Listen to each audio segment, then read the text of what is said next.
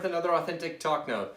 In one of the groups we were talking about guilt and shame, and one of the guys mentioned, I find that I'm more guilty and I think of myself in a negative light whenever I start to process my thoughts and emotions. And I think that's a pretty in-depth conversation to have, so let's flesh that out a little bit. So often we start getting data back from our life and we start tying why have I not done that better, I think I could have done that better, and we have an idealistic approach to life, and so that all the data we're taking in and basically getting to know ourselves before we can understand who we are and what we're looking for, we attach a negativity to it all of a sudden. So I shouldn't have done this, I need to do that better. What does that say about me? And so often we'll say, oh man, I thought I was better than that.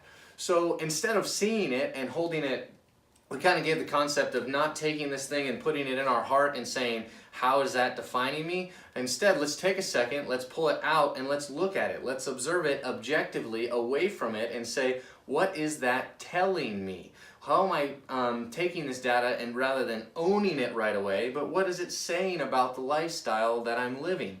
A perfect example for me is that I constantly want to be intentional. That's like kind of the phrase of mine, that I want to grow and be better and all of this stuff. But in reality, that's not how life works. There are downtimes, there's seasons, and I will say I've learned the most from my failings. So when I've learned that I'm a good man and I start seeing myself as a good man outside of my performances, all of a sudden I can learn so much more about myself. What's driving me to this coping mechanism? For me, I'll give a personal example. I think of reward systems in my life. So a good one for me is chocolate. I absolutely love chocolate. Yeah, secret's out. I used to just use that as a reward system. I've worked hard all day, I've done this, I've done that, I'm doing really well or I'm not doing really well, so it would be like a pick-me-up or it would be a reward system. And just think about that. How messed up is that I'm thinking I'm gonna poison my body with sugars as a reward system? It's kind of counterproductive. Well, that's that number 7 circle we're talking about. If we're not fulfilled and we're just taskmasters and performers, we'll go to those coping mechanisms. Another common one is pornography. Another one is trying to buy things like reactive purchases. So those are probably some of the main ones that guys interact with on a regular basis. So it's that concept of not feeling good, and so that we have to cope. So instead of, I really have a passion about this to think of, I don't want to be a transactional person. I don't want to only be as good as what things I get done, or always be looking for the carrot, like, oh, I can get this done and then I can reward myself. So that's been a big awareness, and I would really encourage you to think about, don't filter things through negativity all the time, but just look at them objectively. That may help you not be so transactional.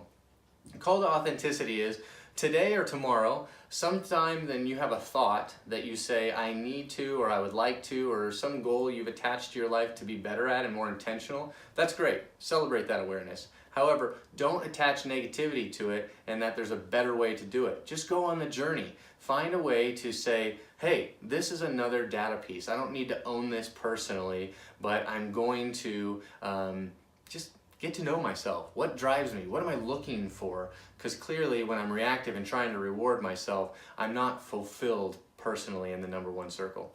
Attaching this to the circle of relationships, I would say this is a tension between the 1 and the 7 circles. Wherever we are not fulfilled in the number 1, we tend to go to the number 7 to cope, the coping mechanisms of life. So that's where I would put that topic. If you would like to learn more about the resources we have, I really would invite you to check out our free resources.